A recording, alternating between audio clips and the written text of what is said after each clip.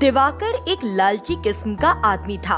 वो कोंडापुर नाम के कस्बे में रहता था। अपने दोस्त परमेश की बात पर वो आंख मूंद कर विश्वास कर लिया करता था। पुरानी गाड़ियों को बेचने में बड़ा फायदा है बिड़ू, इसीलिए तो मैं एक के बाद एक घर बना पा रहा हूँ। अगर एक पुरानी गाड़ी बेचो तो 1 लाख रुपए सीधे खाते में आ जाते हैं। परमेश की बात सुनकर दिवाकर सपना देखने लगा कि उसके पास भी ढेर सारा पैसा आ गया है। जब वो सपने से वास्तविकता में लौटा तो भी उसका ध्यान अपने दोस्त परमेश की बात पर ही रहा।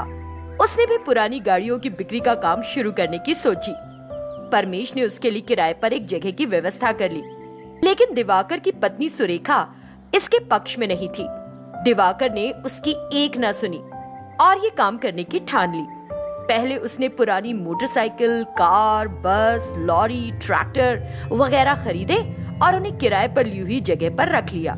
उसने गाड़ी की सफाई के लिए एक आदमी भी रख लिया। आहा, मैंने 10 लाख रुपए खर्च करके सभी तरह की पुरानी गाड़ियां खरीद ली हैं। अब बस कोई ना कोई गाड़ियों को लेने के लिए मेरे पास आ सकता है और पसंद करके ले जाएगा। मुझे यकीन है यहाँ से कोई निराश नहीं जाएगा। दिवाकर ये सोच सोचकर बड़ा खुश हुए जा रहा था। शुरुआती दिनों में 1-2 ग्राहक गाड़ियां देखने के लिए आए भी, लेकिन उन्होंने कोई वाहन नहीं खरीदा। कुछ समय बाद दिवाकर को लगा कि वाहनों की सफाई के लिए किसी आदमी को काम पर रखना बेकार होगा और उसने खुद ही साफ सफाई शुरू कर दी। कुछ और दिन बीत जाने के बाद भी उसकी पुरानी गाड़ियों को खरीदने के लिए कोई नहीं आया। अब दिवाकर ने परमेश को फोन लगाया, लेकिन उसका फोन बंद मिला। जब वो उसके पते पर पहुंचा तो वहाँ किराए पर देना है का बोर्ड लगा था। फिर उसे पता चला कि परमेश तो 2 महीने का किराया चुकाए बिना कहीं चला गया।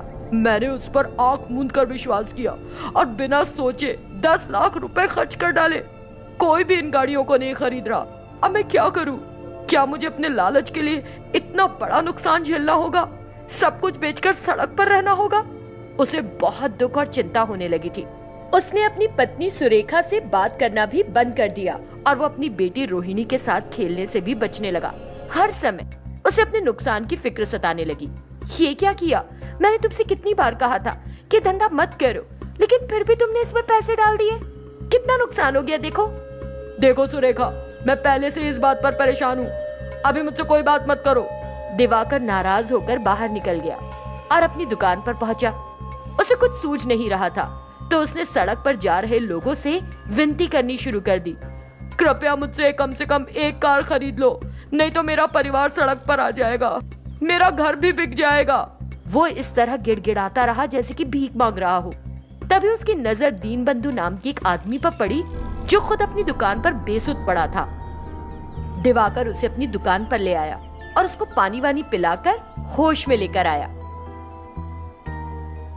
भाई, मैं ईंट का व्यापार करता हूँ। परमेश नाम के एक आदमी ने मुझे 10 लाख ईंटों का ऑर्डर दिया और बदले में मुझे एक झूठा चेक पकड़ा गया। मैंने उस पर विश्वास किया और 10 लाख ईंटें तैयार कर दी, लेकिन वो वापस ही नहीं आया। मैंने उसे बहुत ढूंढा, निराश होकर चक्कर खाकर गिर पड़ा। इस तरह उसने दिवाकर से अपना दर्द साझा किया। अब वो दोनों ही एक ही नाव में सवार थे, इसलिए एक दूसरे से अपना दर्द बांटकर एक दूसरे को दिलासा दे रहे थे। फिर दोनों अपनी समस्या का समाधान सोचने लगे। उन्हें ईंटों के वाहन तैयार करके बेचने का विचार आया। उन्होंने सोचा कि इस तरह से वे ईंटों के साथ साथ गाड़ियों को भी बेच सकेंगे। सबसे पहले दीनबंधु ने एक कार को ईंटों की कार में बदल दिया और दिवाकर ने उसे अपने पास रख लिया। उस ईंटों की कार को पसंद करके एक व्यक्ति ने उसे खरीद लिया। दिवाकर और दीनबंधु ने सभी वाहनों को ईंटों के वाहन में बदल दिया। धीरे धीरे उनके सभी वाहन बिक भी गए। दिवाकर ने साफ मन से अपनी आधी कमाई दीनबंधु के साथ बांटनी चाहिए। तभी अचानक दीनबंधु एक महर्षि में परिवर्तित हो गया। आज के बाद कभी लालच में मत आना। तुम्हारे पास जो भी है उसी में संतुष्ट रहो। जाओ और अपने परिवार के साथ खुश रहो और दूसरों की मदद करते रहो। समझ गए मेरी बात? फिर महर्षि वहां से अदृश्य हो गए। तब से दिवाकर ने बिना लालच के एक सुखी और संतुष्ट जीवन जीना शुरू कर दिया। विलासपुर गांव में सुरेंद्र एक बड़े से घर में रहता था।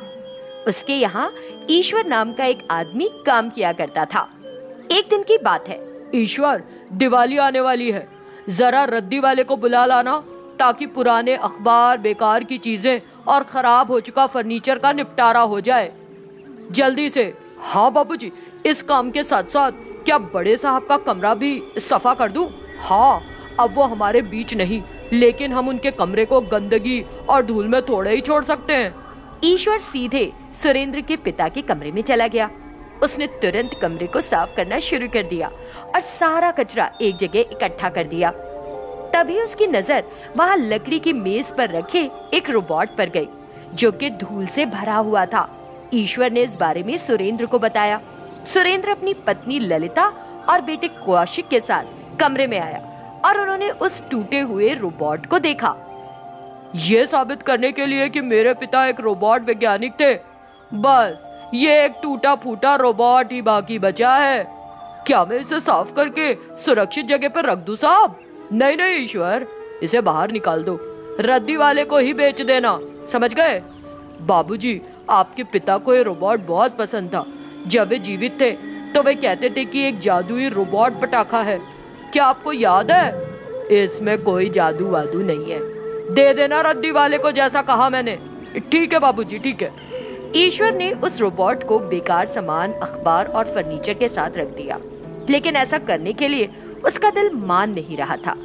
पर अपने मालिक की कही बात को वो कैसे टालता, इसीलिए उसने वो रोबोट हटा दिया। दूसरी तरफ रद्दी वाला शेखर गांव में फेरी लगा रहा था और कह रहा था, लो दे दो, अखबार दे दो, पुराना कबाड़ का सामान दे दो।